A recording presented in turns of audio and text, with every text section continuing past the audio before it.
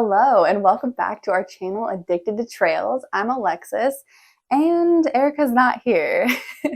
And there's a reason for that. I'm more excited about this topic that we're going to be discussing today. Erica has let me take the reins on this one. Today we are going to be talking about how I clean our gear after we come back from a camping trip. I'm going to be real with you guys. I don't always clean our gear after every trip. Just depends on how messy they get, how the weather is. If I really think that the gear needs a deep clean, which it doesn't always, I would say that I clean our gear thoroughly after every maybe third or fourth trip. But again, that varies depending on the weather. For instance, we just got back from Cades Cove campground and it rained all night. So we woke up to soaking wet gear. We had sand, mud, dirt, everything in our tent, and all of our gear was just soaked and just caked in gross, dirt and everything. So I definitely had to clean our gear after that trip. But after we went to Elkmont campground a few weeks ago, I didn't clean our gear when we got back. I just shook some things off. We were good to go. That's kind of the topic of today's video. So if that interests you, you can continue watching, and please give this video a like and subscribe to our channel for future videos. So let's get into it. So I'm going to be talking about step by step what I do cleaning our gear from the minute we get home. So first things first, I'm going to unload everything. It is so tempting for me not to just start throwing things in the wash or shaking things off, but first I just need to get everything unloaded and out to the gear shed. That is where we are right now. Our gear wall is over to my right. Over here we have the bigger, bulkier things.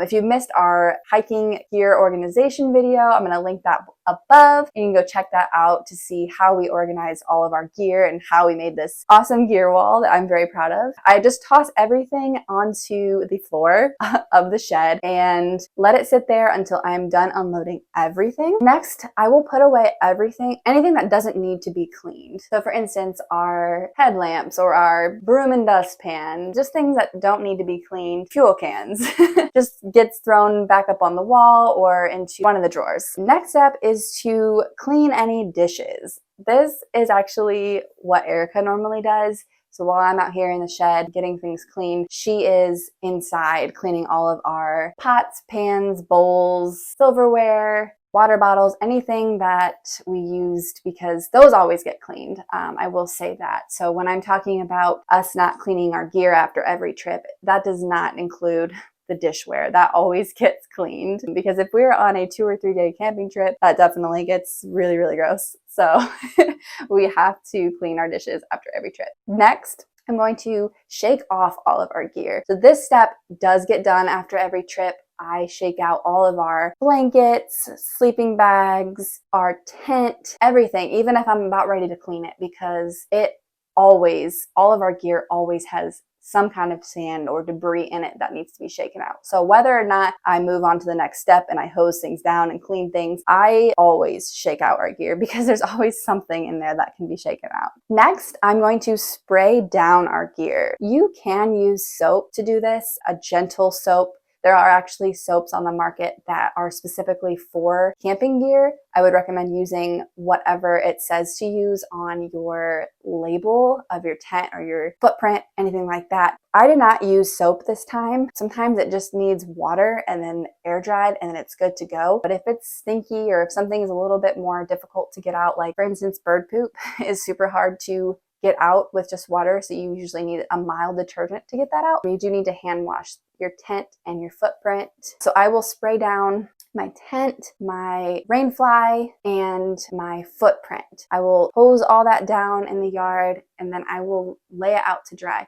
Now, it's very important that when you get home from your camping trip, if it is pouring down rain, you are not going to want to do this step quite yet, because it does need to air dry. Unless you are comfortable with air drying your tent in your house, which I'm not comfortable doing that, you're going to want to wait until the weather gets a little bit nicer. So luckily, when we got home from our camping trip, it was nice and sunny and warm. So it was perfect there was even a breeze. So it was perfect for air drying our tent.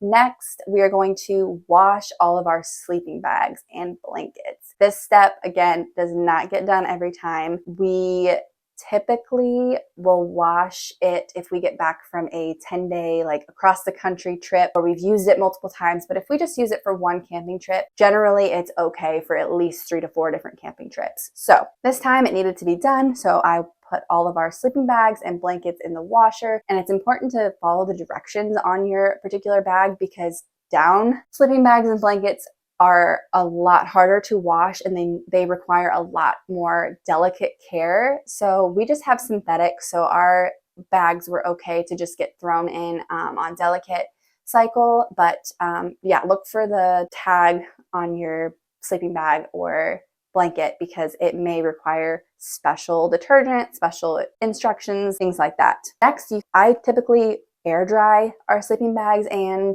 blankets, but you can also throw them in the dryer depending, again, what type of sleeping bag or blanket you have. But since it was a nice sunny day, I threw it out on the balcony along with our tent and rainfly. Finally, when it's all dry, I'm going to give it one last shake to get off any remaining dirt, sand, debris, anything like that that might have lingered on it. Then I will put the gear away. So this is the part where I did talk about that in our gear organization video about how to store your sleeping bags and sleeping pads, which I did forget to mention that I also hose down sleeping pads as well.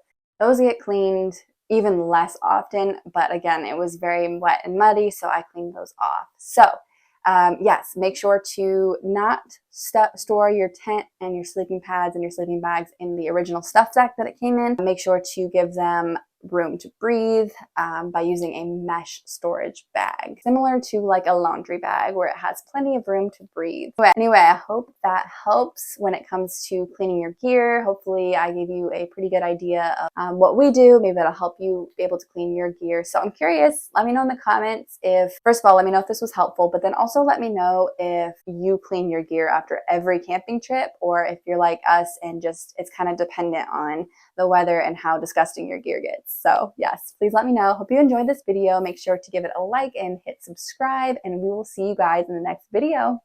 Bye.